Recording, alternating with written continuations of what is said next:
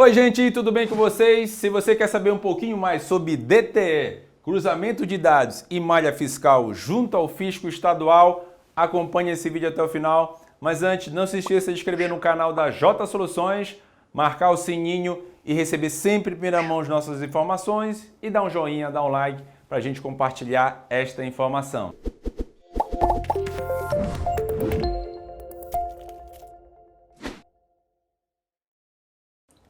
Muito bem, gente, vídeo novo, graças a você que sempre manda perguntas e sugestões. Gratidão a todos que acompanham o canal da J Soluções, de um tema muito importante e relevante de você acompanhar, tá certo? Vou falar primeiramente, gente, sobre DTE, Domicílio Tributário Eletrônico. Gente, é importante a gente saber que isso aqui não é uma novidade só do Amapá, tá certo? Por mais que eu esteja citando aqui nesse vídeo a legislação do Amapá, de como está acontecendo hoje, mas isso aqui, os fiscos do Brasil todo vêm aprimorando as suas malhas fiscais, seu cruzamento de informação, e essas informações que eu estou passando para você são informações, sim, gente, que estão acontecendo em todo o Brasil. Inclusive a Receita Federal, através do ECAC, também tem o seu domicílio tributário. Muito bem, gente, o nosso legislação do Amapá, o artigo 148A, a Lei 497, que é o nosso Código Tributário do Amapá, trata sobre o DTE, tá certo?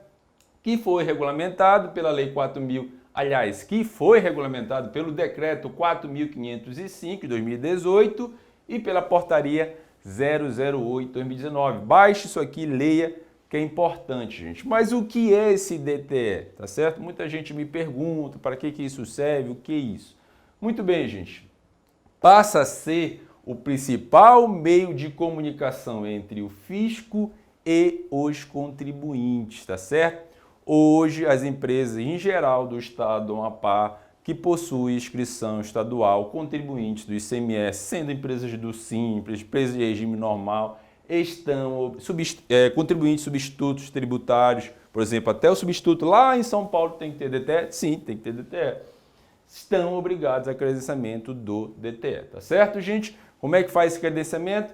Acessando o portal da Cefaz, certo? Você vai acessar o portal da Cefaz e lá tem um ícone, tem uma aba específica que trata do credenciamento do DTE. Credenciamento, acesso, enfim. Você vai acessar via portal da Cefaz. E você vai acessar via certificado digital, certo? A empresa, você tem que ter o certificado digital da empresa para poder você fazer esse credenciamento, tá certo? Regra geral, como eu citei, todos os contribuintes estão obrigatórios, certo? Exceto, existe uma questão da faculdade, certo? Facultado apenas o MEI, produtor rural, os não contribuintes do ICMS, por exemplo, uma atividade isenta de ICMS, tá certo? Mas, regra geral, todos em geral têm que ter o DTE credenciado. Alves, sou uma empresa nova, abri minha inscrição agora, hoje, eu já tenho que fazer logo em seguida o meu credenciamento do DTE? Sim, tem que fazer. A normativa diz que a partir do credenciamento você tem 30 dias. Se em 30 dias não fizer, é passivo de suspensão da minha inscrição estadual. Albert, eu já tenho minha inscrição estadual lá há muito tempo, não tem DTE, sua inscrição vai estar suspensa, tá certo? Então tem que ter o credenciamento do DTE. Isso não é uma novidade de 2021, já vem se trabalhando há alguns anos o fisco do Amapá e agora vai ser utilizado com muita frequência, tá certo? Detalhe importante também para passar para você, gente, é referente à cientificação, tá? O artigo 6º do Decreto 4.505 e o artigo 7º da Portaria 008, que trata sobre o DTE, ela diz o seguinte: a comunicação no DTE será considerada realizada no dia que o sujeito passível acessá-lo, ou seja, o fisco informou lá no DTE uma notificação, você acessou o DTE, beleza, tenho acesso àquela informação, estou cientificado. O fisco não vai te mandar mais aquela cartinha de AR, via correio, enfim, publicar isso no Diário Oficial, como era feito nos procedimentos anteriores, porque agora existe esse meio de comunicação oficial que tem a validade jurídica, até porque você está assinando via certificado digital. Outro ponto que é considerado certificado, certo? Se em 15 dias após a data da postagem do fisco, da comunicação, se o sujeito não acessou o DTE, em caso de não acesso durante esses 15 dias, o fisco entende que automaticamente será considerado como cientificado. Então, minha sugestão, consulte o DTE todos os meses. Ainda vos digo mais, coloque isso como algo comum na sua rotina. Contribuintes, contadores, certo? Consulte aí 2, 3 vezes no mês, sempre para estar de olho se existe algum comunicado, alguma notificação, alguma informação que o fisco está colocando lá para você, beleza? Dito isto, gente, dito esta informação que é relevante, a gente vai para os 2 próximos etapas deste vídeo, que é o cruzamento das informações e a possível malha fiscal, certo? Cruzamento de informação, gente. Todo mundo sabe que a nossa legislação, não só do Amapá, como também do Brasil todo, existe o recolhimento de ICMS por substituição tributária. Existem os protocolos e convênios, beleza? Inclusive aqui no canal da J Soluções nós temos vários vídeos de substituição tributária. É um tema muito relevante, muito importante, ok? O que acontece é o seguinte, nessa malha fiscal, nesse cruzamento, o fisco vai pegar os produtos de substituição tributária, pegar os protocolos, convênios e o que vai determinar? Muito bem, digamos que essa canetinha aqui seja substituição tributária, então o fornecedor lá em São Paulo é obrigatório mandar essa canetinha calculando o ICMS por substituição tributária. Fornecedor, contribuinte substituto. Nós, empresa aqui na Amapá, contribuinte substituído. Quando a gente comprar essa caneta é obrigatório porque existe um protocolo, existe um acordo entre São Paulo e Amapá para apurar o recolhimento através de substituição tributária, ou seja, o imposto é pago antecipadamente para o estado do Amapá. E quando eu for vender para o meu consumidor final, não vou recolher mais o ICMS porque já foi retido anteriormente. Beleza? Então, se tem protocolo ou convênio, regra geral, se tem protocolo assinado, estado signatário. Caso não tenha, estado é não signatário. É o único momento que, nesse caso, o fornecedor não é obrigado a mandar o cálculo. Ou seja, se não for obrigado a mandar o cálculo, passa a responsabilidade de você aqui no Amapá apurar e recolher as suas obrigações acessórias e recolher o ICMS, tá certo? Outra coisa que vai entrar no monitoramento é a nota fiscal eletrônica, é o DANF de entrada. Se você tem lá no mês 1 milhão de compra, tem 100 notas, o fisco tem essas informações das 100 notas fiscais no seu banco de dados. Eu quero que você entenda o seguinte, Albert, essa nota fiscal foi gerada lá em São Paulo, desta caneta. Mandou essa mercadoria para o Amapá. Antes, inclusive, de chegar essa mercadoria, esse é um documento eletrônico, né? Aquele documento eletrônico que é validado pelo fisco já está na base de dados do fisco, aqui do teu CNPJ, da empresa aqui no Amapá. Então, o fisco já entende, já sabe que você tem essa nota fiscal de compra, né?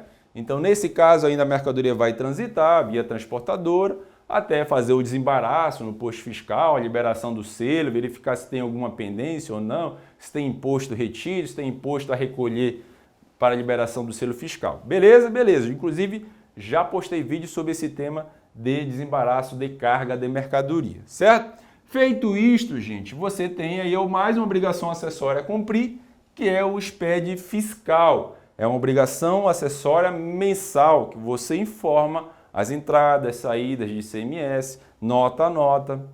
Você informa como você apurou todos os seus tributos de ICMS, nota a nota, enfim. Você apura aqui tanto a substituição tributária, quanto também os produtos que não são substituição tributária, regime de apuração normal, certo? E para quem conhece o SPED, os contadores aí conhecem, existe um registro, o C197, que lá você detalha nota a nota, no qual você vai recolher o ICMS substituição tributária. Lá está detalhando todo item aí do que trata da substituição tributária, beleza? Feito o SPED fiscal, gente, o fisco vai cruzar a legislação, as notas fiscais eletrônicas, nota a nota, item a item, vai cruzar com o SPED fiscal que você transmitiu, que o contador transmitiu da sua empresa, com as informações de entrada, saída, apuração de ICMS normal, substituição tributária, certo? E vai verificar esses cálculos de ICMS-ST, beleza? Verificando o cálculo de ICMS-ST, ele vai possivelmente está tudo ok, chancelar, ou se tiver alguma divergência, identificar essa divergência, tá certo? E Albert, que tipo de segmento? Todos os segmentos relacionados à legislação da submissão tributária, certo? O fisco vai verificar segmento a segmento. Eu até citei aqui alguns segmentos da submissão tributária e lembrando, isso não é uma realidade especificamente só do Amapá.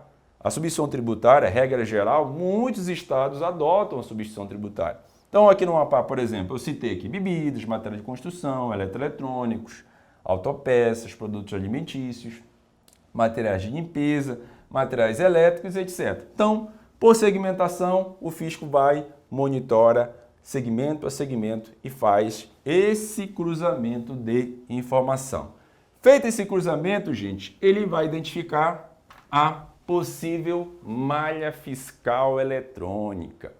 Muito bem, e como vai consistir esse processo da malha fiscal eletrônica? Caso o fisco cruzou a informação, beleza? A informação do mês. Lembrando, eu transmiti aqui a declaração do mês.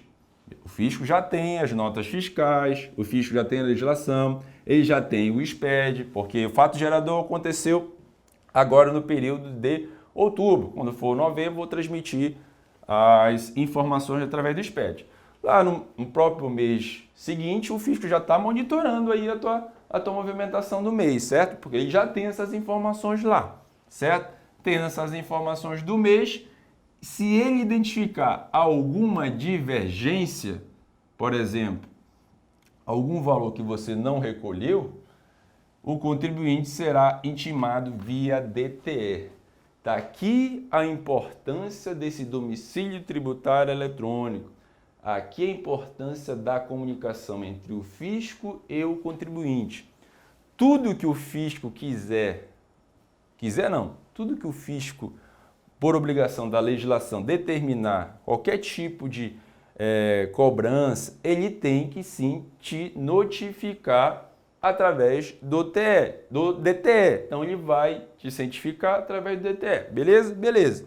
Tá lá, ele te mandou a intimação demonstrando a tua divergência. Beleza? Aí a partir da data da ciência, a partir da data da sua ciência, você terá 15 dias para atender a solicitação do fisco, ou seja, o fisco te pediu isso lá na intimação. Beleza, você tem 15 dias para atender isso, tá certo?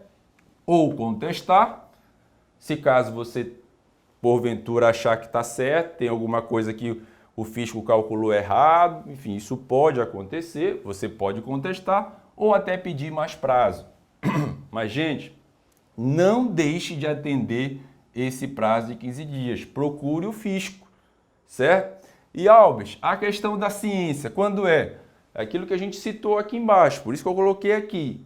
Albert, o fisco notificou hoje, beleza? Quando foi no outro dia eu acessei lá o e-mail eletrônico do DTE e vi a notificação. Pronto, tomei ciência no outro dia, a partir daquela data começa a contagem dos 15 dias.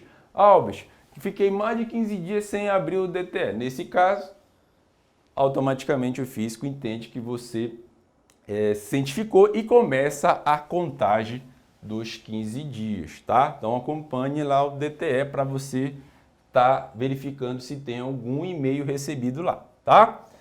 Caso o contribuinte não atenda esse prazo, né, terá sua inscrição estadual suspensa, conforme o artigo 73 do regulamento do ICMS Amapá. Importante colocar isso aqui, gente, porque está acontecendo de algumas inscrições estaduais ser suspensas e às vezes o próprio contribuinte não sabe nem o que é DTE. Gente, o DTE é item obrigatório, sua empresa tem que estar credenciada. Já falamos que você tem que acompanhar isso e já falamos que a sua inscrição, se você não atender a possível dentro do prazo a notificação, é passível de ser suspensa, tá? Então, procure o fisco mediante a solicitação para ser atendida para que a sua inscrição estadual não seja suspensa. Caso aconteça a suspensão, você vai ter que resolver a pendência e solicitar a reativação, tá certo?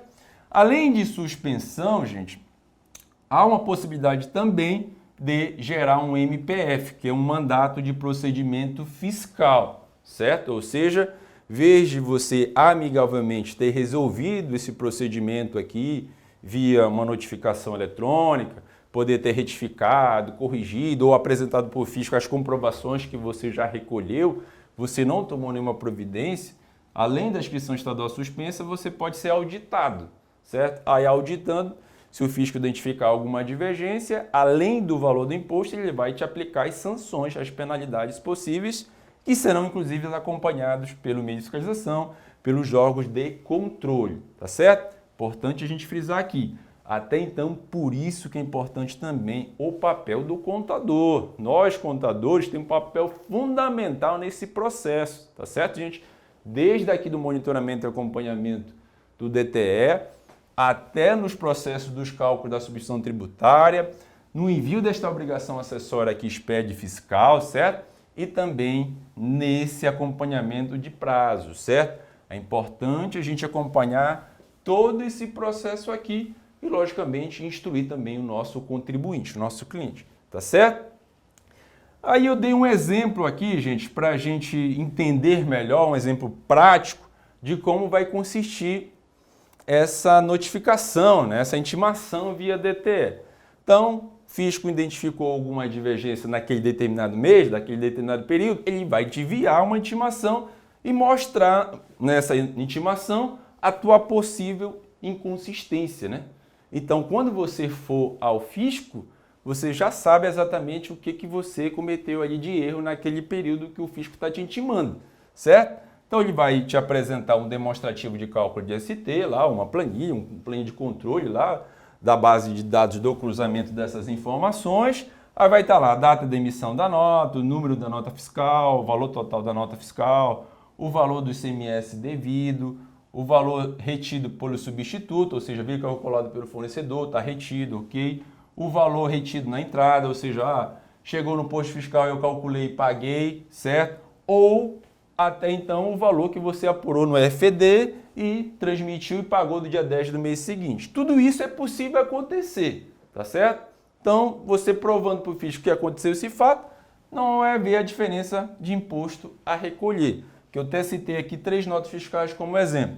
Primeira nota fiscal aqui, 000, valor de 20 mil.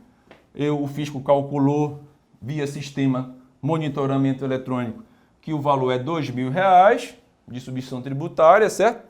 E o fornecedor realmente pagou R$2.000. Ou seja, essa canetinha, quando veio de São Paulo, já veio retido corretamente e recolhido por Amapá o valor de R$2.000. Beleza? Nesse caso, não há de se falar em retenção, o selo fiscal está liberado e não tem nenhuma diferença a recolher. Aí na outra nota, do mesmo mês de competência, 001, valor de R$10.000 essa nota, aí o fisco calculou R$1.000 ST aqui.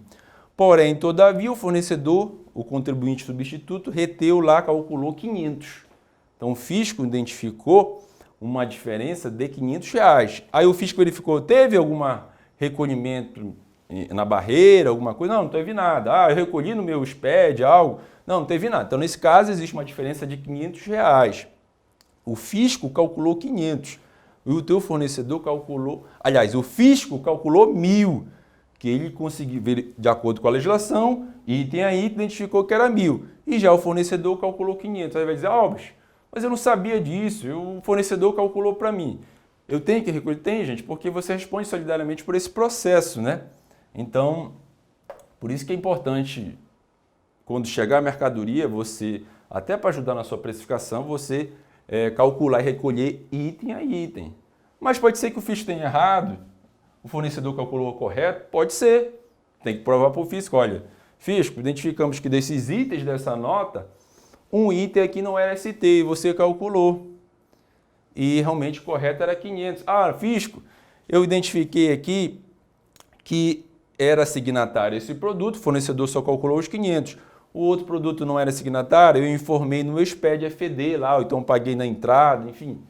Lembrando que quando a mercadoria retida é daquela questão do signatário, tá?